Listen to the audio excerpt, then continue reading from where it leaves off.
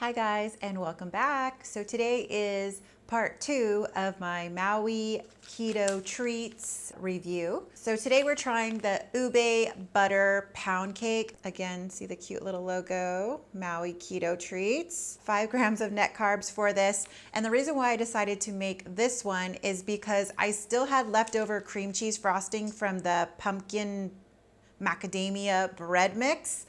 And I figured since this one also uses the cream cheese frosting, why not use this one so that I don't waste that frosting. For today's review, we also need to make the pound cake inside of a loaf pan. So I'm not going to use the paper one because obviously that one was a disaster. The batter was just too thick. Too dense to handle the paper loaf pan. So today I am going to use, I think this is Fat Daddy-O's. The only thing is I was reading the instructions on the mix and it says that you need a 5.7 inch by 3 inch loaf pan. So I consider my loaf pan here to be kind of small compared to like the standard loaf pan.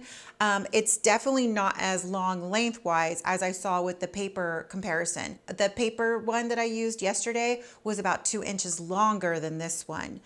So this is the shortest one I have to meet those requirements. I hope that this is going to be enough because that's all that I have. I don't have a 5.7 inch by 3 inch. So this is 7 by 3. So for this recipe today, you don't need to have the eggs at room temperature. We're not beating the egg whites separately. Thank God. This one, I think I'm going to do things a little bit differently. I am not going to use a hand mixer. I'm going to use my stand mixer just because I haven't used it in a while and I prefer using it. It's a lot easier, I think, than sometimes the hand mixer is for these kind of things. So I'm going to show you guys. We're going to start making this recipe. Okay, so as you can see, I have my stand mixer right here.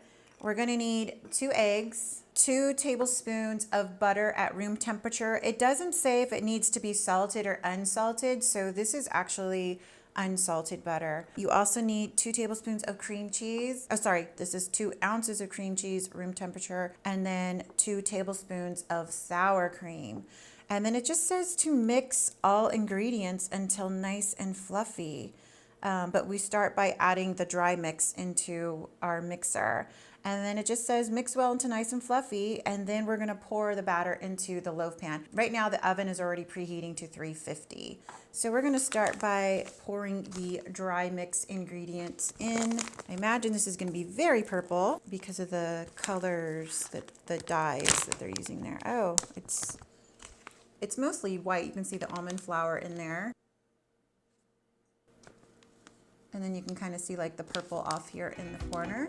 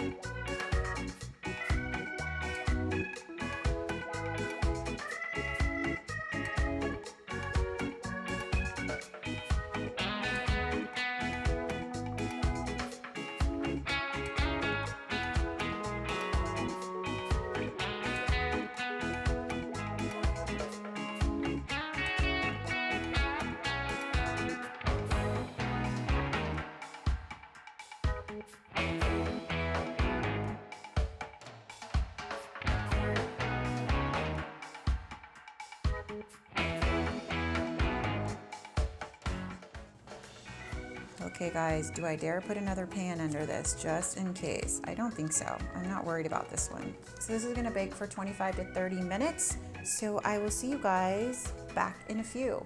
Okay, so I checked it at 25 minutes and it was very jiggly. So I put it back in for 5 minutes. So it's been in the oven for 30 minutes. And now I'm just gonna check to see if it's done. Nope. It's very brown on top now, and I just checked it again and the toothpick came out clean. So I'm going to let it sit on a cooling rack in the pan still for about 15 minutes, and then I'm going to take it out of the pan. I went ahead and pulled it right out of the pan, and then I'm just going to take it out of the parchment paper to let it cool on the cooling rack now. Okay, so I've actually been letting it cool on this cooling rack for, it's been there for like 20 minutes plus the like 7 or 8 minutes it was in the pan. So it's been cooling for a while. It still feels slightly warm, but I think it's cool enough to frost. So I'm gonna go ahead and slide it off. The frosting has been sitting out, and if you're curious, the recipe mixes, they do include the cream cheese frosting, like that's part of the procedure of making it. I'm not 100% sure if it includes the macros, but if you're curious, I went ahead and entered the recipe for the frosting into Carb Manager. So this is for about 20 servings or so, and per serving, it's 4 grams of fat. There's no carbohydrates in it because of the net carbs. Because it's erythritol and monk fruit, so there's no carbohydrates. But what I've decided to do with this, it doesn't say to do this on the instructions, but I'm going to do it, is I'm going to cut it in half so that I could put the cream cheese filling in the middle of it. I don't know how good my skills are going to be for cutting it in half. I'm terrible at this, so I'm just hoping I can do a decent job. I'm going to turn it around and put it closer to me here.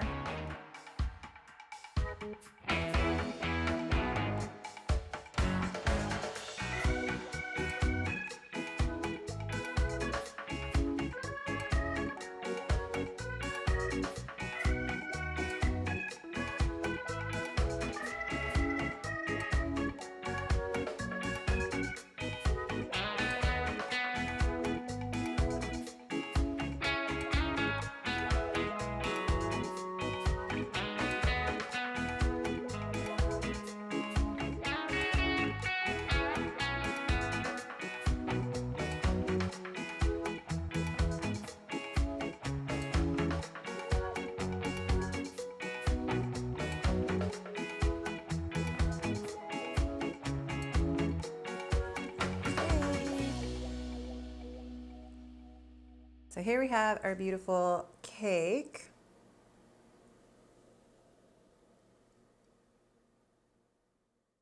And now we're going to slice it. I don't want to slice it, it looks so pretty. It's got to be done though, got to be done. Here we go. The end piece is not so pretty.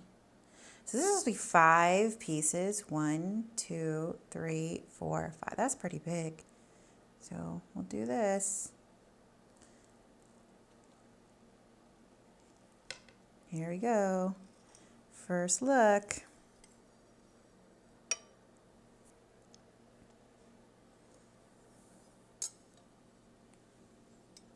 Ooh, it's staying up. It's so pretty. Should take a picture of it with my camera. Here we go. I got the end piece, so it's gonna be a little bit crunchy. Oh, that was a beautiful first bite. Let's try that again. That's good. It's delicious. It's very moist. The cream cheese flavor has a really nice hint of sweetness to it. I don't know what this cake tastes like without the frosting. I should have just tried it. If you don't know what ube is, it is a purple yam. So it's not like this great big sweet vegetable or something. I think it's good. Like, I like it. So this one was one of the ones I won. When I looked on their website, they actually didn't have a lot of good reviews for this one. I don't know why. Maybe people thought that it was gonna taste like berry or something. Maybe they have no idea what ube is. But to me, it tastes like if you were gonna have a sweet potato bread, you wouldn't expect it to be like super sweet, you know? Because sweet potato is not even super sweet. It has a hint of sweetness. So that's how I imagine that purple yam is. I've had purple yam in Filipino desserts, halo, where everything else is sweet in the mixture. So the yam itself is not what you're tasting as a sweetness. It's the coconut milk and the sugar and everything else that they're adding that makes it sweet. So I don't know if maybe that's why people were not giving it a good rating. I like it. I think it's fun. The fact that it's purple, it's fun. Yes, they are using color dyes to make it purple, but I think it's great. Would I order it again? I don't know. I'm not sure if I would purposely go out and seek this one. Just maybe if you had like a special event and you just wanted something kind of fun in color, then yeah.